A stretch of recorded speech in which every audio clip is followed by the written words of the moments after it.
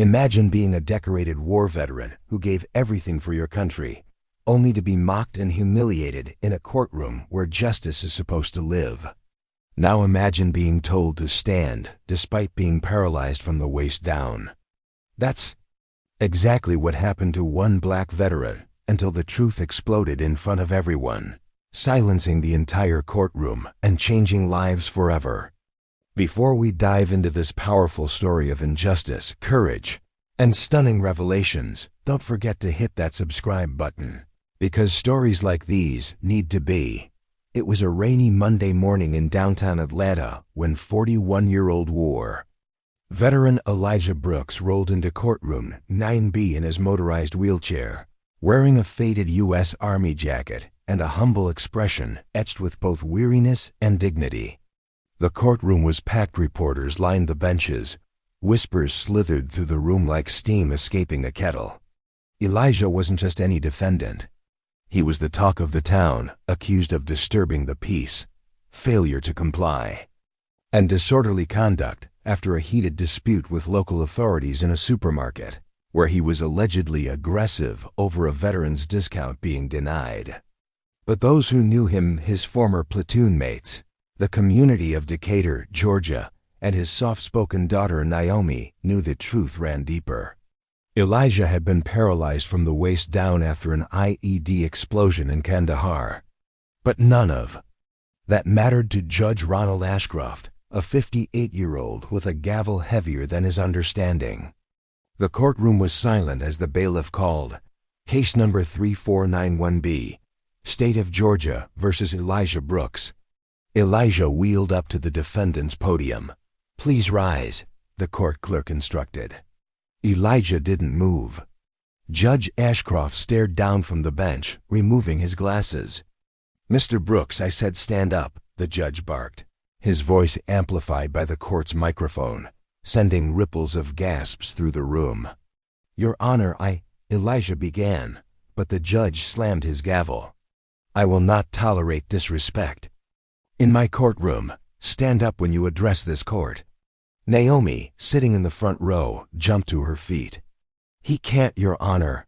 My father is—" "Silence," Ashcroft interrupted. "This is a courtroom, not a circus." But the room began murmuring louder. A reporter scribbled faster.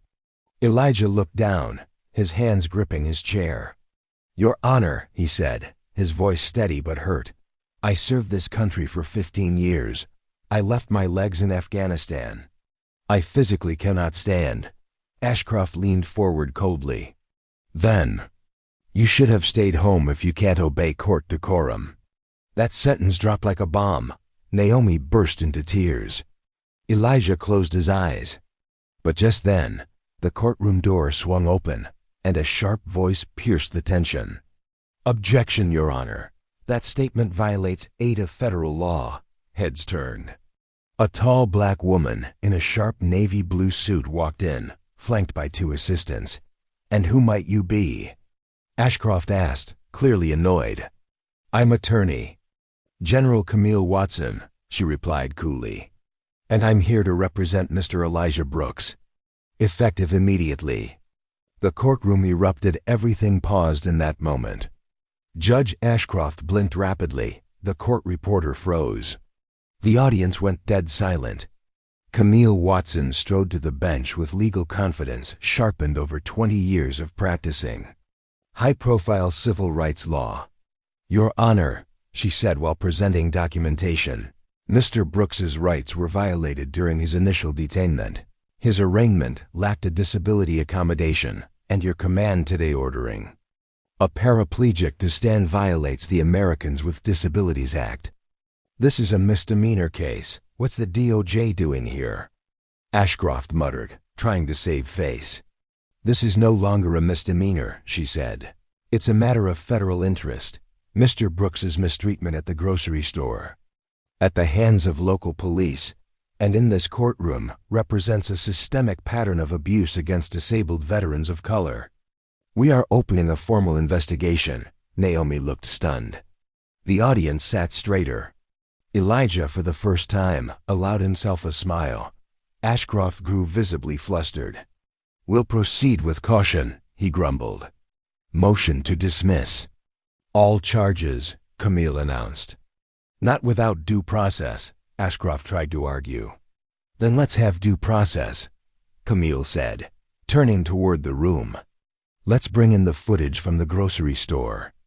Within minutes, the court screen flickered on with surveillance footage from the incident. It showed Elijah calmly asking for the veteran's discount while a cashier called over a manager. Then two off-duty officers, both white, were seen, mocking Elijah's wheelchair, accusing him of faking it, and when Elijah asked not to be touched, one shoved him. He did not retaliate, but the officers escalated, calling for backup and eventually tasering him while he sat motionless. The room gasped. Naomi covered her mouth. "They attacked him while he couldn't even defend himself," a woman in the audience muttered. Camille stood tall. "What happened to respect for those who serve?" she asked the room, voice trembling with righteous anger. Judge Ashcroft sat silent, jaw clenched. Then Camille dropped another bombshell. "And just so the court is aware," she said, "those officers are under federal investigation, one of whom is the cousin of the prosecutor in this case." The courtroom practically exploded with whispers. The prosecutor turned pale. Camille continued, "This case isn't about disorder, it's about dignity. It's about whether this country still respects the people it sends to war." And just when it seemed like things couldn't go further, Elijah's former commander walked in full uniform, followed by 4 fellow veterans, all in wheelchairs. "We stand with him," the commander said, as all of them saluted. The entire courtroom, except for Ashcroft, stood.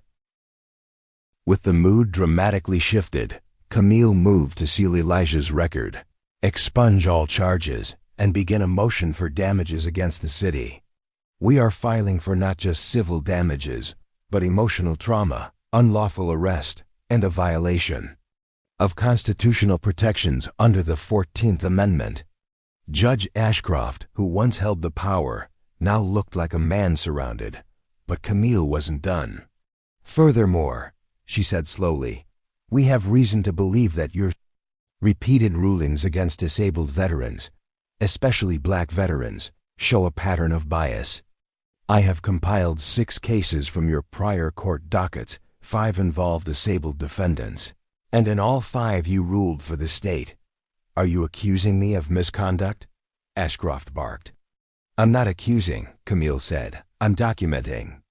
Elijah looked over at Naomi, who mouthed, "This is justice." A court official handed over the sealed files to Camille, who flipped them open and began reading past transcripts out loud, words that showed Ashcroft's prejudiced tone toward black and disabled defendants. The tension in the room was thick. "We are submitting this file to the Judicial Ethics Committee," she announced, "effective today." Naomi whispered, "They're going to investigate the judge?" Elijah nodded. "Maybe they'll investigate more than just him." And he was right. Camille had already triggered a chain reaction. National news picked up the story. The DOJ launched a full probe. The public flooded social media. #StandWithElijah trended in under 2 hours. A black veteran silenced by the very institution he once fought to protect was now the center of a storm that could shake the legal system. But amidst the chaos, Elijah remained calm. "I don't want revenge," he said in a quiet interview. "I just want fairness for all of USA." Month later, Courtroom 9B was packed again, but this time, Elijah wasn't a defendant. He was a witness. Judge Ashcroft had been suspended pending investigation. The prosecutor recused himself. Camille Watson led a federal civil rights inquiry against systemic bias in local courts. Elijah gave powerful testimony. He didn't speak with anger, he spoke with grace. He spoke of war, of sacrifice, of being ignored, and of how much it hurt not being seen. "When I came back home," he told the panel, "I expected to rebuild my life. But instead of being welcomed back, I was treated like a burden." His words pierced the soul of the nation. Donations for disabled veterans surged. A new legal task force was formed to monitor ADA compliance in state courts. Elijah even became an advisor for the Department of Veterans Affairs. Naomi started college on a scholarship created in her father's name. And one chilly morning, standing in front of the Lincoln Memorial, Camille presented Elijah with an award from the Department of Justice for courage in the face of injustice. The man who was once told to stand when he couldn't now stood as a symbol of strength for millions, not with legs, but with truth. And in that, he stood taller than any judge, any law, any courtroom. Remember to like, comment, and hit that subscribe button, because stories like Elijah's deserve to be seen, shared, and remembered.